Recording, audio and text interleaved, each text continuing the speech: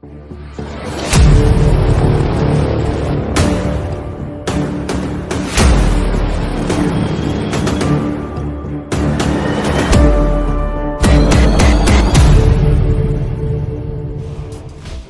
साल में सेना में भर्ती हुआ, एनएसजी में गया तो पीएम मोदी का बॉडीगार्ड बन गया। अब लिखता है पटकथा।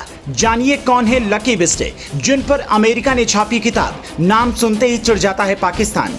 दुश्मन मुल्क में कैसी है रॉ एजेंट की जिंदगी, किताब में खोले राज। रील नहीं, रियल स्टोरी सुनिए।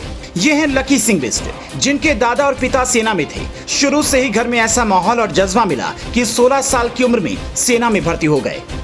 पर वहीं नहीं रुके, बल्कि उससे आगे एनएसजी का भी हिस्सा बने।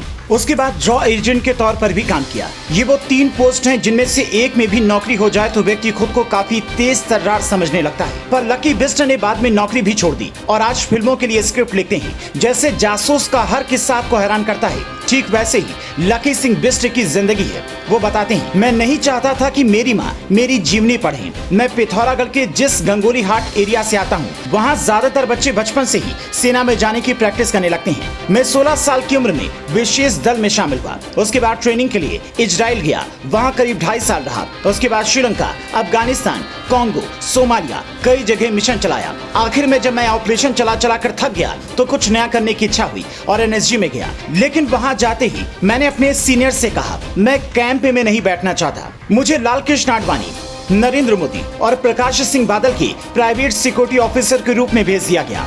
इस बीच एक दिन कुछ ऐसा हुआ जिसने लकी बिस्ट के दिल पर गहरी छाप छोड़ी। अहमदाबाद में 1 घंटे का कार्यक्रम था। लकी बिस्ट को नरेंद्र मोदी की सुरक्षा की जिम्मेदारी मिली। उन्हें घर के दरवाजे से रिसीव करने से लेकर कार्यक्रम खत्म करवाकर वापस घर छोड़ने तक की जिम्मेदारी लकी के पास थी। मोदी को ये यकीन नहीं हुआ कि उनके सामने खड़ा लड़का जो उनकी सुरक्षा का जिम्मा संभाल रहा है वो सिर्फ 21 साल का है।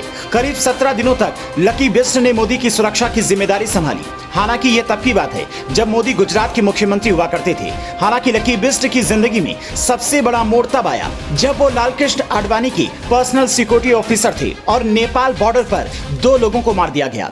इस मामले में लकी का नाम आया, उन्हें जेल भी हुई, बाद में बरी हुए, फिर से नौकरी ज्वाइन की। लेकिन उसी बीच जब चंद्रबाबू नायडू की सुरक्षा का जिम्मा देख रहे थे तभी कई साउथ एक्टर से मिले और ये तय किया कि मैं भी फिल्म स्क्रिप्ट लिख सकता हूँ। और उसके बाद कई फिल्मों की कहानियां लिखी और अब मशहूर लेखक एम हुसैन जैदी पर किताब लिखी है जिसका नाम है रॉ हिटमैन। ये किताब इतनी गजब है कि इसे अमेरिकी पब्लिशर ने छापी है। जासूसों की जिंदगी को लेकर लकी बिस्ट कहते हैं, जब आप देश में जासूस या स्पेशल एजेंट बनकर पहुंच जाते हैं तो आप बिल्कुल अकेले होते हैं। जरूरत भी होती है तो कोई बचाने नहीं आएगा। जब आप अपने देश में होते हैं तो पता होता है कि जरूरत पड़ने पर आपके पास मिनटों में सेना, एयरफोर्स और जरूरी बैकअप मिल जाएगा। लेकिन यही जब आप सीमा पार होते हैं तो मौत होने पर भी अपनी ही सरकार मुंह मोड़ देती है। जब मैं रॉ में गया तो रॉ के एजेंट के तौर पर यह समझ में आया कि जब आप अकेले होते हैं तो सेफ होते हैं। जब तक आपको कोई नहीं जानता, आपके सीक्रेट छिपे होते हैं। अगर लोग आपके बारे में जानने लगते हैं तो आप खतरे में आ जाते हैं। ऐसे में आपको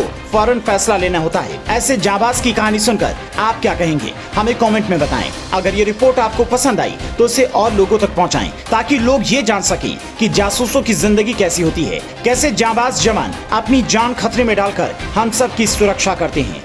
bureau report, leading Bharat TV.